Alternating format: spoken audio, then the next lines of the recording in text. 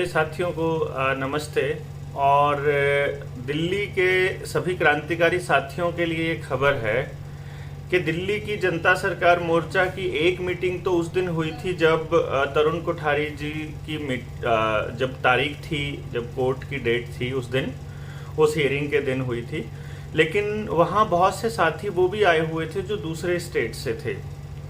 तो कुछ साथियों ने सलाह मशवरा किया और ये निर्णय लिया कि अब हम दिल्ली की प्रॉपर चारों नॉर्थ, साउथ, ईस्ट और वेस्ट जोन्स की मीटिंग्स करने जा रहे हैं। और इसमें हम चारों की एक मीटिंग सबसे पहले करेंगे, जिसमें जमुना पार से भी साथी आएंगे, नजफगढ़ तरफ से भी आएंगे और इधर रोहिणी तरफ से भी, सब जगह से आएंगे।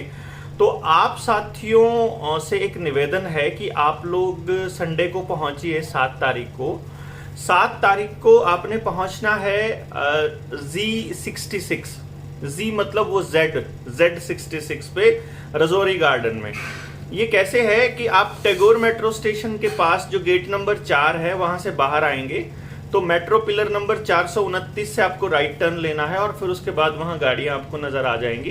राइट हैंड में ही गेट है, उसमें एंटर करके पहला ही मकान है राइट हैंड में, तो वहां आपको पहुंचना है। और पहुंचने से पहले आपको एक चीज खबर बता दें कि वहां जो दिल्ली के साथी हैं जो बहुत दिनों से इंतज़ार कर रहे थे कि दिल्ली की जनता सरकार मोर्चा की मीटिंग कब होगी और हम कब मतलब ऑफिशियल रूप से हम लोग मुलाकात करेंगे, तो आप लोग पहुंचिए। बेरोजगारी भत्ते की मांग को लेकर के प्रधानमंत्री जी को लिखा खुला पत्र। वंदे मातरम। बेरोजगारी की समस्या हमारे देश में विकराल रूप धारण कर चुकी है।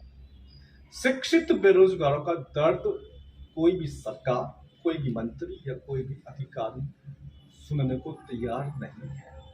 यदि हम शिक्षित बेरोजगार को कुछ भत्ता प्रति माह दें तो उसके बहुत फायदे हो सकते हैं। जैसे वो अपना जीवन यापन कर सकता है, उसको मानसिक पीड़ा से मुक्ति मिल सकती है, उसके पारिवारिक झगड़े कम हो सकते हैं, वो पैसा उसके बीमारी में काम आ सकता है, वो पैसा उसकी शिक्षा में काम आ सकता है, कोई और शिक्षा लेना चाहे वो पैसा अपने कौशल के विकास में काम में ले सकता है और शिक्षा और कौशल के माध्यम से वो स्वरोजगार विकसित कर सकता है और दूसरे लोगों को रोजगार दे सकता है, अपने गरीब मित्रों की मदद कर सकता है उस पैसे से, और उसी पैसों से दूसरे बेरोजगारों की भी थोड़ी बहुत मदद कर सकता है। बेसहाराओं की, जीव जंतुओं की मदद भी अलग से उसी पैसे से वो कर सकता है।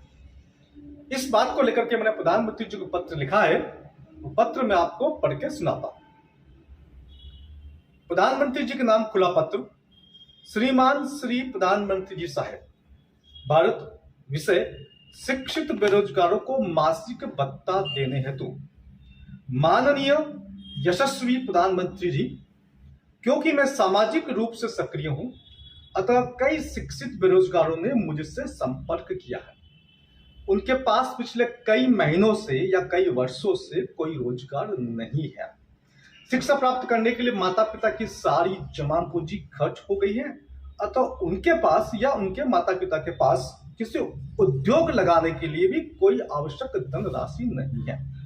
ऐसे शिक्षित बेरोजगारों को या तो काम दिया जाए या 3,000 रुपये से लेकर के 30,000 रुपये के बीच मासिक बेरोजगारी भत्ता दिया जाए।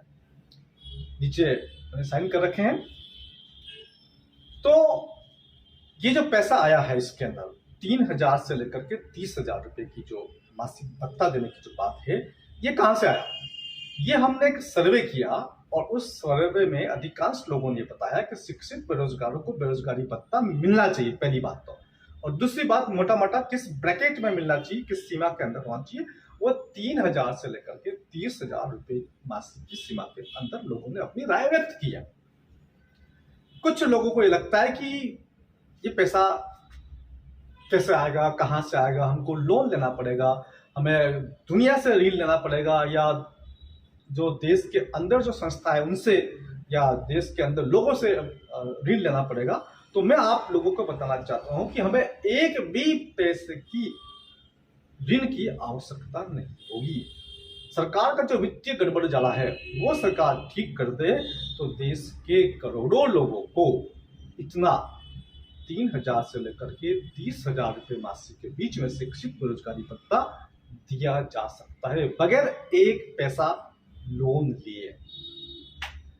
और फिर भी यदि आवश्यकता पड़ी तो भारत एक संप्रभु राष्ट्र है और संप्रभु राष्ट्र जो है अपने पैसे का निर्माण खुद कर सकता है। साथियों, मेरी और आपकी थोड़ी सी मेहनत से हम लोग शिक्षित बेरोजगारों को 3,000 रुपए से लेकर के 30,000 रुपए तक का मासिक बेरोजगारी भत्ता दिला सकते हैं और उनको आर्थिक, पारिवारिक, सामाजिक और मानसिक एवं आध्यात्मिक संबल प्रदान कर सकते हैं। इसके लिए आप लोग प्रधानमंत्री जी को या तो अधिक से अधिक चिट्ठी लिखें, पोस्टकार्ड लिखें, ईमेल लिखें या इस प्रकार का कोई और पत्र जैसा मैंने लिखा है वैसा लिखें। भाषा आप अपनी रख सकते हैं। नमस्ते, जय हिंद।